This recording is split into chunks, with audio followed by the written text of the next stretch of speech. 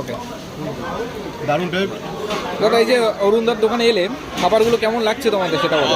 Awesome just awesome. গতকাল এসেছি আমরা, আচ্ছা। ঘুরে গেছি। রোববার বলে জানতাম না যে বন্ধ থাকে, আমরা শিলিগুড়ি থেকে এসেছি। আচ্ছা আচ্ছা, তো আজ ফের চলে এসেছি এখানে। শুধু এই সেই খিচুড়ি, অরুণদার সেই বিখ্যাত খিচুড়ি, এটা শুনতাম শুধু। হ্যাঁ। আছে খেয়ে বুঝলাম সবচেয়ে ভালো বেগুন ভাজা।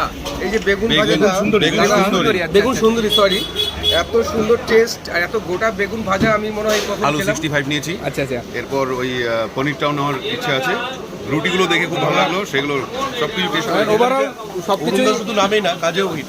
একদম। একদম তা তোমরা এখানে নিয়েছো আলু খিচুড়ি, 65 খিচুড়ি তাই তো? সাথে বেগুন সুন্দরী, আলু 65, আর এটা তো পাপড় দিয়েছিল আর এই আলু ভাজা। আলু ভাজা দেয় একসাথে। কমপ্লিমেন্ট। আলু ভাজাটাও অসাম। আলু ভাজাটা দারুণ, কোয়ালিটি আছে কিন্তু। আচ্ছা, কত কত প্লেট নিল এটা?